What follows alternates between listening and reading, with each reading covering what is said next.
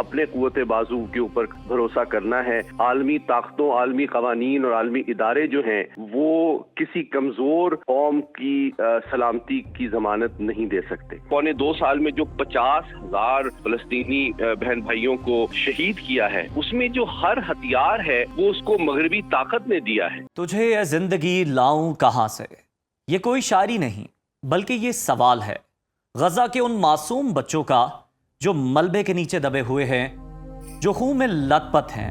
یہ سوال ہے ان ماں باپ کا جو اپنے بچوں کی لاشوں کو جھولوں میں ڈھونڈ رہے ہیں۔ یہ سوال ہے انسانیت کا جو غزہ میں صہیونی فوجیوں کی وحشت کا نشانہ بن رہے ہیں۔ ناظرین، غزہ میں قابض صہیونی افواج کی صفاقی اپنی انتہاؤں کو چھو رہی ہے۔ اسرائیلی فوج کی دہشت گردی ہر گزرتے دن کے ساتھ ساتھ جاری ہے۔ سکولوں، خیموں اور اسپتالوں میں رہائش پذیر بے گھر فلسطینیوں کو نشانہ بنایا جا رہا ہے، اور گزشتہ 24 گھنٹوں میں مزید کئی فلسطینیوں کو شہید کر دیا گیا ہے۔ گزشتہ روز 15 فلسطینی امدادی کارکنوں کے قتل کی ہولناک ویڈیو سامنے آئی ہے۔ یہ ویڈیو امریکی اخبار نیو یارک ٹائمز کی جانب سے جاری کی گئی ویڈیو اسرائیلی فائرنگ سے شہید ایک کارکن کے موبائل سے بنی ہے۔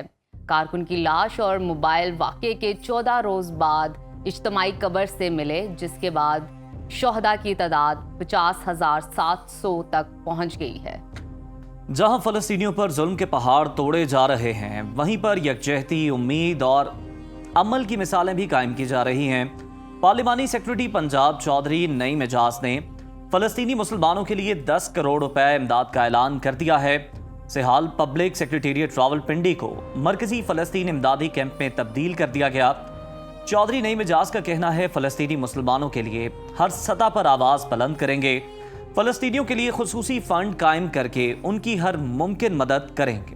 اسی تمام صورتحال پہ بات کرنے کے لیے اس وقت ہمارے ساتھ موجود ہیں عالمی امور کے ماہر سید محمد علی صاحب۔ علی صاحب، بہت شکریہ آپ کے وقت کا۔ علی صاحب، بتائیے گا غزہ کی تباہی کو دیکھتے ہوئے کیا ہم یہ سمجھیں کہ کیا واقعی انسانیت مر چکی ہے؟ عالمی ضمیر کی خاموشی کو آپ کیسے دیکھتے ہیں؟ کس طرح ایکسپلین کریں گے اس ساری صورتحال کو؟ شکریہ جی۔ یقینی طور پہ میں سمجھتا ہوں کہ جو غزہ کی صورتحال ہے پچھلے تقریباً 2.25 سال سے، وہ اس بات کا بہت ہی افسوسناک اور تکلیف دہ ثبوت ہے کہ جو مغربی تمدن، اخلاقیات، نظریات اور عالمی قوانین کا جو پورا ایک عالمی نظام دوسری جنگ عظیم کے بعد مرتب کیا گیا تھا، اس کی حقیقت جو ہے وہ پوری دنیا کے سامنے، پوری انسانیت کے سامنے آج آشکار اور ایکسپوز ہو چکی ہے۔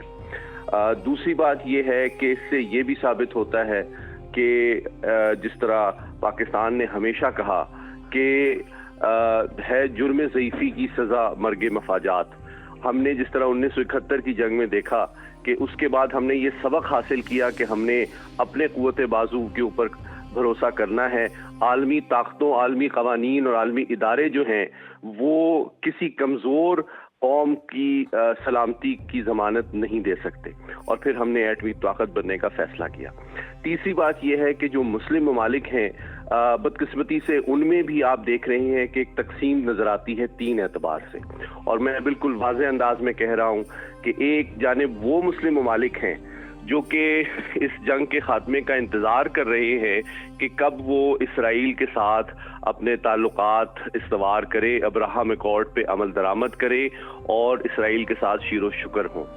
دوسری جانب وہ مسلمان ممالک ہیں جو کہ مغربی طاقتوں کے ابھی بھی ایک طرح سے پروردہ ہیں اور ان سے توقعات رکھتے ہیں، ان کی ناراضگی مول نہیں لینا چاہتے۔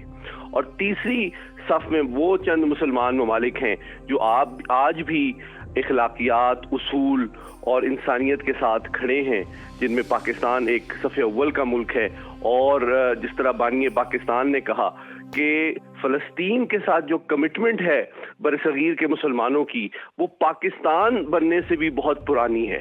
آپ کو میں بتانا چلوں کہ 1918 میں جب بیلفر ڈکلیریشن سائن ہوا تھا تو مسلم لیگ نے اس وقت بھی پاکستان بننے سے 30 سال قبل بھی اس کو کنڈیم کیا تھا، اور 1942 میں پاکستان بننے سے 5 سال قبل قائد اعظم نے ایک خصوصی وفد روانہ کیا تھا فلسطین کے لیے سفارتکاری کے حوالے سے اور ان کی مالی امداد کے لیے. تو جو پاکستان کے حکومت، عوام، فوج کا جو جذبہ اور جو کمٹمنٹ فلسطینیوں کے ساتھ ہے وہ عالمی سیاست سے بالا تر ہے، اور ہم آج بھی اقوام متحدہ میں سب سے زیادہ اسٹرانگ آواز، سب سے مضبوط آواز ان کے لیے اٹھا رہے ہیں، اور جو ان کے خلاف انسانیت سوز مظالم کیے جا رہے ہیں ان کو ہم ایکسپوز کر رہے ہیں اور کرتے رہیں گے. اور یہ جو آپ نے ابھی بات کی کہ جو پاکستانی اب مدد اور ہیلپ بھیج رہے ہیں اپنے فلسطینی بہن بھائیوں کو، یہ سلسلہ پچھلے 1.5 سال سے نہیں، بہت دہائیوں سے جاری ہے اور انشاءاللہ جاری رہے گا. اور ہم بالکل جی، یہ سلسلہ اسی طرح سے جاری رہے گا. سید محمد علی صاحب، دوہرے معیار کی، ڈبل سٹینڈرڈز کی مغرب کی اب ہم کیا ہی باتیں کریں کہ ہم تو اس کا ڈھنڈورا پیٹ پیٹ کے بھی تھک چکے ہیں. یوکرین پر حملہ ہو تو جناب فوری طور پر پابندیاں، مگر فلسطین کے قتل عام پر مکمل خاموشی ہے. کیا کہیں گے اس پر؟ کس طرح سے اب ہم اس پر بات کریں؟ بالکل ایسے ہی ہے کہ جو بھیڑیے نے بھیڑ کی کھال پچھلے 80 سال سے پہنی ہوئی تھی اب وہ اتر چکی ہے. وہ جو ویلویٹ گلو تھے، مخمل کا جو دستانہ تھا وہ اتر چکا ہے، اور جو مغربی طاقت کی جو بے رحم انسانیت سوز حقیقت ہے وہ دنیا کے سامنے واضح ہو چکی ہے. دیکھیں، اسرائیل نے پچھلے 1.25 سال میں جو 50,000 فلسطینی بہن بھائیوں کو شہید کیا ہے، اس میں جو ہر ہتھیار ہے وہ اس کو مغربی طاقت نے دیا ہے. ایک جانب آپ کو یاد ہوگا کہ جب 1965 کی جنگ ہوئی تھی اور بھارت نے رات کے اندھیرے میں پاکستان کے اوپر حملہ کیا تھا تو امریکہ نے ہمارے اسپیئرز بند کر دیے تھے کہ جناب جنگ بندی کا یہ طریقہ ہے کہ ہم پاکستان کی دفاعی امداد جو کہ وہ اپنی سلامتی اور خود مختاری کے لیے استعمال کر رہا ہے اس کو بھی بند کر دیا گیا. اور دوسری جانب آپ دیکھیں سینکڑوں ارب ڈالر کی دفاعی ہتھیار جو ہیں، اسلحہ جو ہے وہ روز پہنچ رہا ہے اسرائیل اور یوکرین. تو یہ وہ حقیقت ہے جس کو سمجھنا اور مسلمانوں جو معصوم مسلمان ہیں ان کی غلط فہمیوں کو دور کرنا اور اس بات کو پہ زور دینا بہت ضروری ہے کہ ہے جرم ضعیفی کی سزا مرگ مفاجات. تمام مسلمان ممالک جو ہے جب تک آپس میں متحد نہیں ہوں گے، وہ ایک دوسرے کے خلاف ان کو دوسری بڑی طاقتیں استعمال کریں گی تو وہ اسی طرح حدیث مبارک میں آتا ہے کہ تمہاری ہوا اکھڑ جائے گی اور تم اسی طرح ہوگے جیسے خس و خاشاک جو ہے سمندر پہ. تمہاری تعداد تو زیادہ ہوگی لیکن تم خس و خاشاک کی مانند سمندر کی لہروں میں بہتے پھرو گے. علی صاحب آپ بالکل ٹھیک کہہ رہے ہیں، اور ویسے بھی یہ جو ظلم و جبر کی داستان ہم دیکھ رہے ہیں اور سن رہے ہیں، اس کو ویسے بھی لفظوں میں ہمارے لیے تو بہت مشکل ہے ایکسپلین کرنا. مجھے بتائیے گا کہ صہیونی، ہم یہ بھی دیکھ رہے ہیں ساتھ ہی ساتھ صہیونی قابض فوج کی پوری طاقت کے ساتھ دہشت گردی ابھی جاری ہے اور فلسطینیوں کی نسل کشی کی جا رہی ہے اور وہ عروج پر ہے. آخر اسرائیل اب فلسطینیوں سے چاہتا کیا ہے؟ جی دیکھیں، اسرائیل اگر ہم کہیں لمیٹیشن کیا ہے، کیا مزید یہ اور کرنا چاہ رہے ہیں؟ جی دیکھیں، میں بالکل واضح کہنا چاہتا ہوں، پچھلے 80 سال سے اسرائیل کی جو فلسطین کے حوالے سے پالیسی ہے اس میں کوئی تبدیلی نہیں آئی ہے اور نہ آنے کی امید ہے.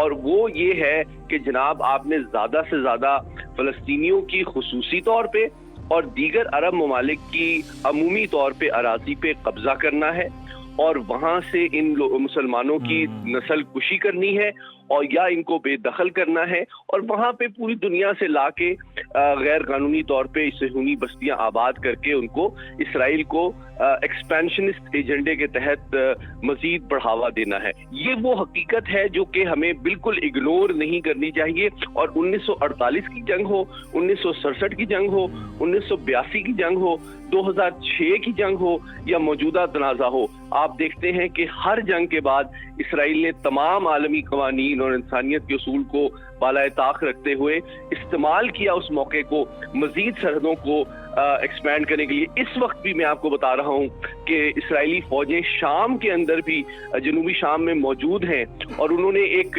بہانے کے ذریعے ایک بفر زون بنایا ہے جس کا وہ بہانہ یہ بنا رہے ہیں کہ جناب ہمیں اپنی سلامتی کے لیے یہاں پہ فوجیں رکھنا ضروری ہے. حقیقت میں جنوبی شام یوں سمجھیں بنیادی طور پہ اب اسرائیلی افواج کے زیر تسلط ہے. تو یہ تو چاہے گولان ہائٹس ہو چاہے غزہ کی پٹی ہو. جی بالکل ٹھیک ہے، بہت شکریہ سید محمد علی صاحب آپ کے وقت